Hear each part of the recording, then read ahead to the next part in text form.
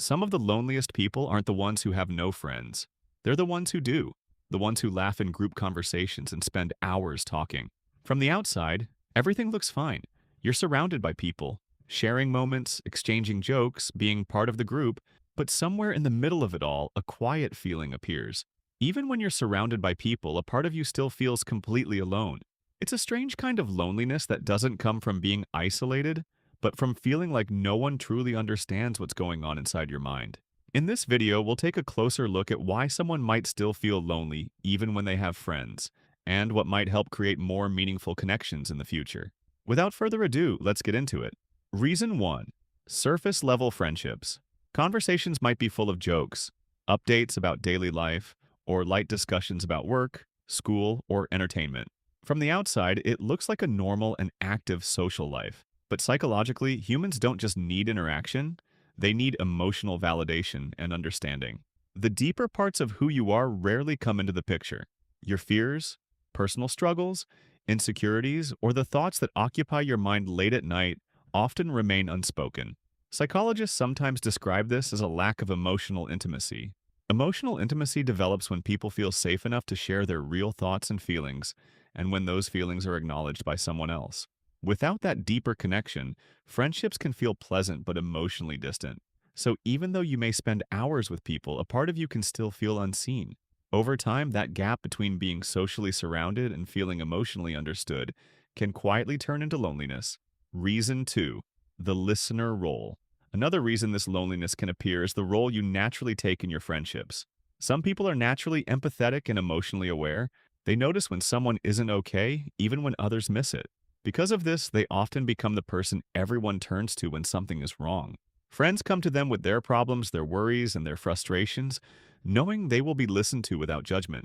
Over time, this can create what psychologists sometimes call an emotional support role. Others begin to see you as the strong one, the person who gives advice, understands feelings, and always seems to know what to say. But while you're busy supporting everyone else, your own struggles may go unnoticed. People become so used to seeing you as the listener that they rarely stop to ask how you're doing.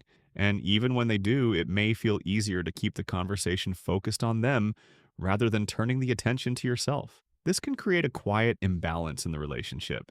You may feel deeply connected to other people's lives because you know their struggles and emotions. But at the same time, very few people may truly know yours. And when someone spends most of their time understanding others without being understood in return, it can slowly create a feeling of emotional loneliness, even in the middle of friendships. Reason 3. Past emotional wounds.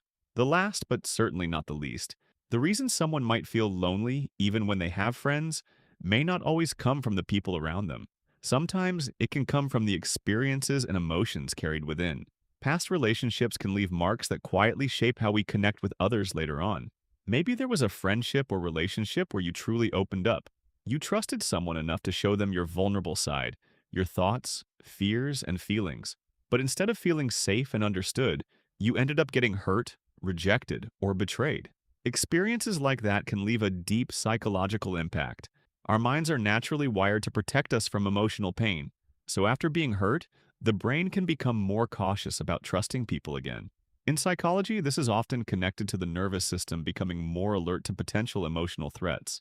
Even when you meet kind and genuine people, a part of you may still stay guarded without you fully realizing it.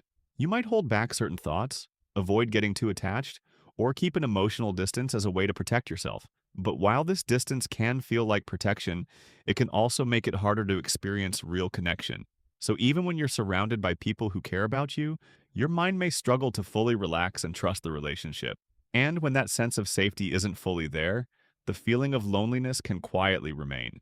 Now, understanding all these 3 reasons can be the first step toward changing how this loneliness feels.